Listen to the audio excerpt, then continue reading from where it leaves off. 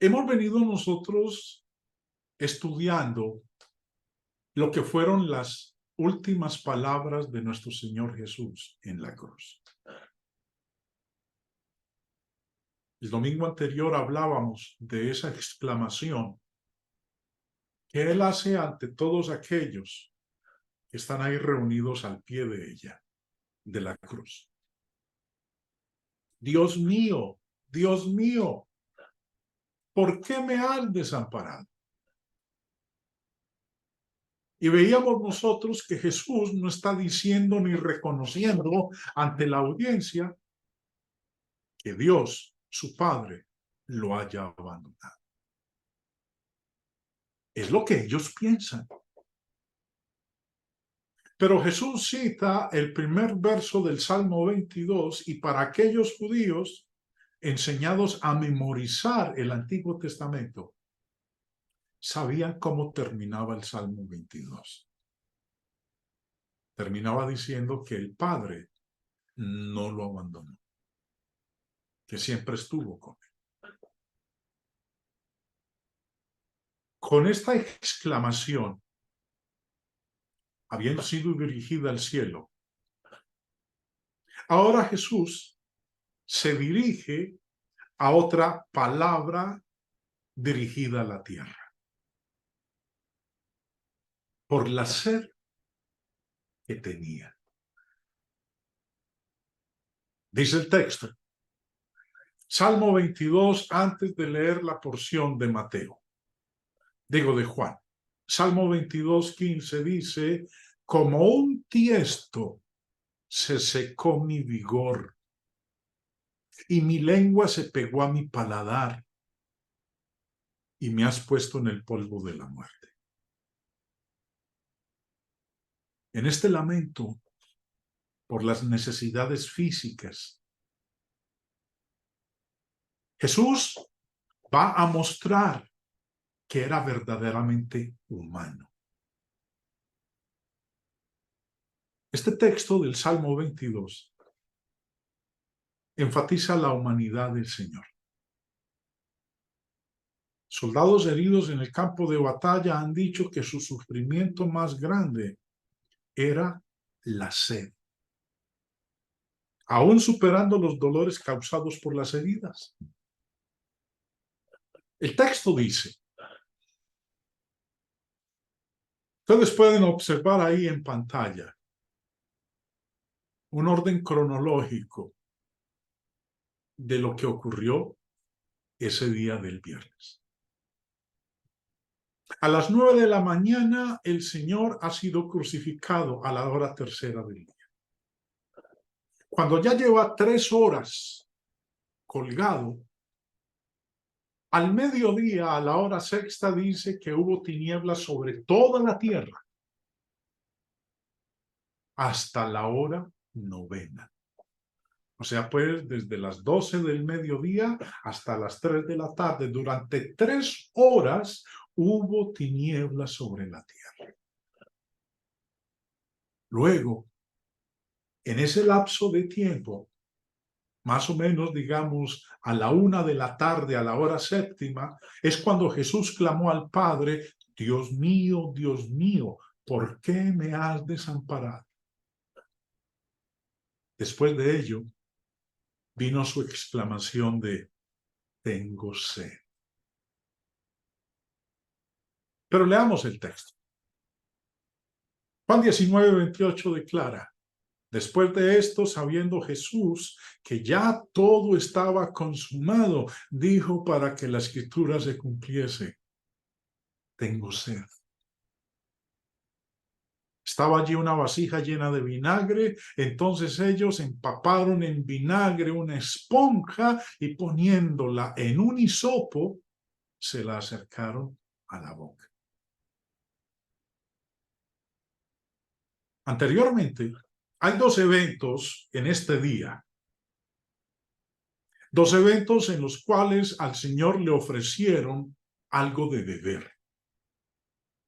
Previamente, Mateo 27 nos dice que cuando el Señor se encaminaba al Gólgota, al monte de la calavera, se presentó esta circunstancia. Cuando salían, hallaron a un hombre de Cirene que se llamaba Simón. A este obligaron a que llevase la cruz. Y cuando llegaron a un lugar llamado Gólgota, que significa lugar de la calavera, le dieron a beber vinagre mezclado con hiel. Pero después de haberlo probado, no quiso beberlo.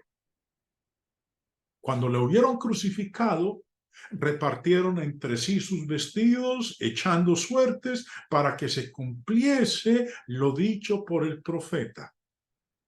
Partieron entre sí mis vestidos y sobre mi ropa echaron suertes.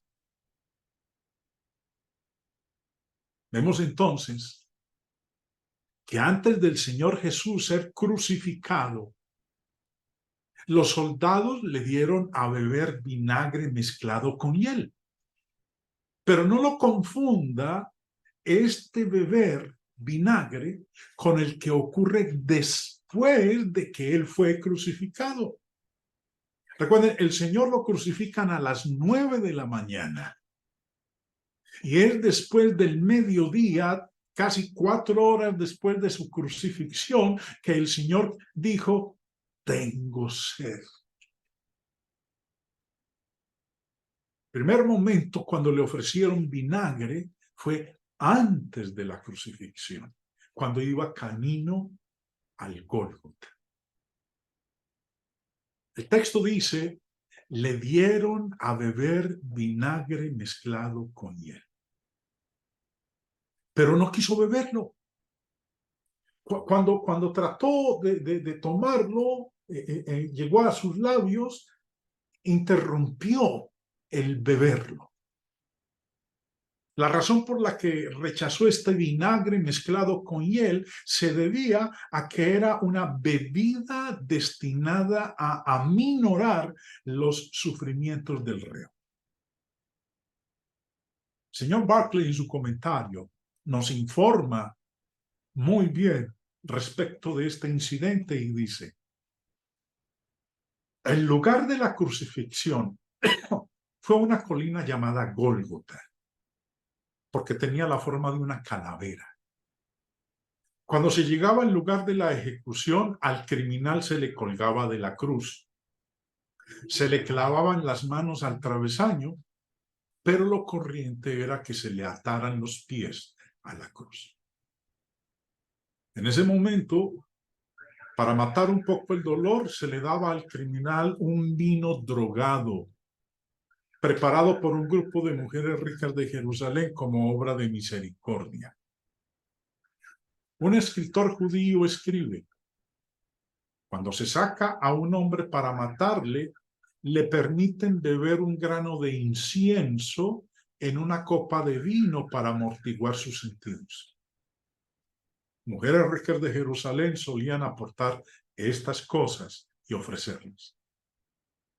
La copa drogada se le ofreció a Jesús, pero él no quiso beberla, porque estaba decidido a acatar la muerte en todo su horror y amargura, sin evitar ninguna partícula de dolor. Lo voy a decir en mis palabras, hermanos. Este vinagre mezclado con hiel era una especie de anestésico para aminorar el dolor que el Señor Jesús estaba experimentando. Pero el Señor no estuvo dispuesto a que lo anestesiaran de esa manera en el primer siglo. Él no quería evitar ninguna partícula de dolor en ese día de su crucifixión.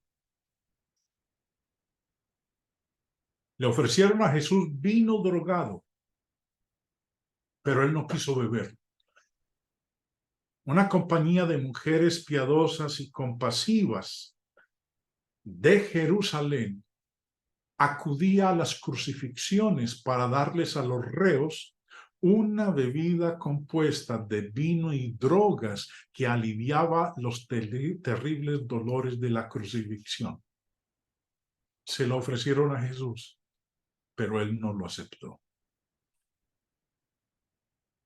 Señor Robertson, en su comentario al texto griego del Nuevo Testamento, dice: vino mezclado con hiel. Manuscritos tardíos leen vinagre en lugar de vino y Marcos tiene mirra en lugar de hiel. La mirra daba un mejor sabor al vino agrio y, al igual que la hiel amarga, tenía un efecto narcótico y estupefaciente. Ambos componentes pudieron haber estado en la bebida que Jesús gustó y que rehusó beber. Había mujeres que se proveían de esta bebida para amortecer la sensación de dolor, y puede que los soldados añadieran la hiel para hacerla desagradable. Ahora, esto fue antes de su crucifixión. Después de su crucifixión, 4 horas después o 5 horas después, dice: estaba allí una vasija llena de vinagre. Entonces ellos, los soldados, empaparon en vinagre una esponja y, poniéndola en un hisopo, se la acercaron a la boca. Esta vez, el Señor bebió del vinagre, quizás mezclado solo con agua, y así cumplió otra profecía. Una profecía pronunciada 1000 años antes en el Salmo 69. Me pusieron además hiel por comida, y en mi sed me dieron a beber vinagre. No es extraño que tuviese sed, y sed ardorosa, por la deshidratación consiguiente a la tremenda pérdida de sangre. Recordemos que el Señor Jesús fue torturado antes de partir hacia la crucifixión. Las agonías del tormento de la crucifixión y la fiebre consiguiente exacerbaría esta sed. Y tampoco podemos pasar por alto la fatiga del proceso, en el que seguramente desde el arresto en Getsemaní no se le dio a comer ni de beber. Y el líquido, sabemos muy bien, hermanos, el líquido es para el organismo humano más necesario que la comida. Los verdugos de Cristo le mostraron poco respeto. Estaba allí una vasija llena de vinagre. Entonces ellos empaparon en vinagre una esponja y, poniéndola en un hisopo, se la acercaron a la boca. Ahora, por eso solo no podemos decir que estos verdugos se ensañaran con Jesús, pues en realidad le prestaron un buen servicio, ya que el vinagre aliviaría grandemente la sed. Dice el verso 30, cuando Jesús hubo tomado el vinagre. Este sí lo tomó, no el de antes de ser crucificado. Este vinagre aliviaría grandemente su sed. Y no hay por qué pensar que lo hizo para aumentar sus padecimientos, sino para calmar la sed. Lo que aquí se llama vinagre era probablemente el vino agrio, áspero, que los soldados romanos acostumbraban beber. Una esponja humedecida, colocada en una vara de hisopo, le fue traída a él, lo cual temporalmente lo alivió y le dio la fuerza para pronunciar las últimas 2 palabras que faltan. Nos explica el señor Barclay con respecto a el hisopo, a la vara de hisopo o rama de hisopo en la cual colocaron la esponja humedecida en vinagre. Nos dice que fue una caña del hisopo donde pusieron la esponja con el vinagre.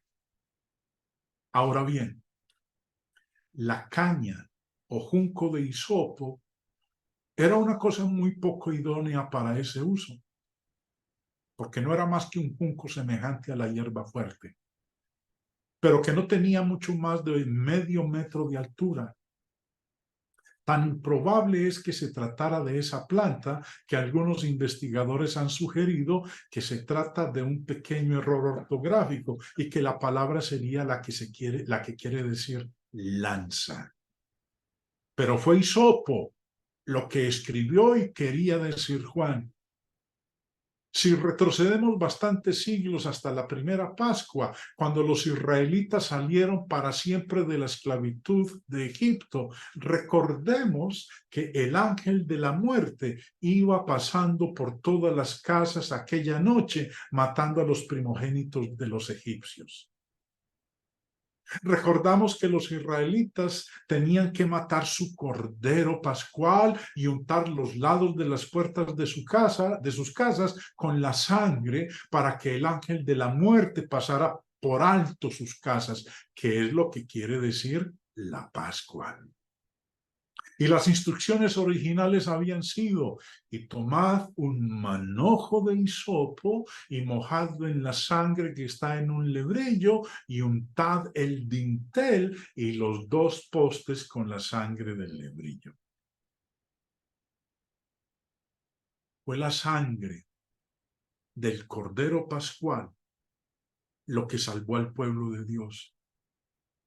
Y era la sangre de Jesús la que salvaría al mundo del pecado.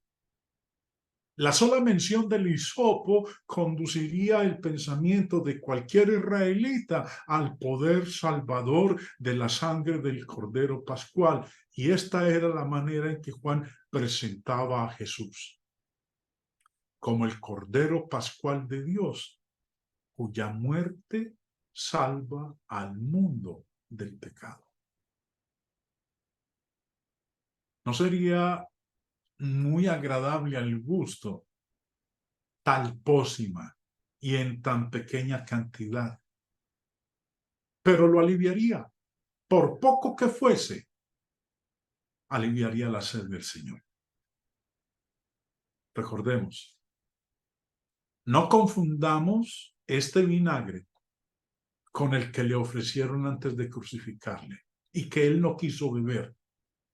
Pues ese vinagre era una bebida destinada a aminorar los sufrimientos del reo. El Señor estaba decidido a saborear la muerte en toda su amargura e ir a Dios con los ojos abiertos. Eso, hermanos, Jesús de Nazaret, el Hijo de Dios, lo hizo por usted y por mí. Esta es la quinta frase que el Señor pronunció en la cruz. Ya lleva 4 horas, 5 horas colgado en ella. Aún faltan 2 frases más, pero de ella hablaremos el próximo primer día de la semana, si Dios lo permite. Dios los bendiga.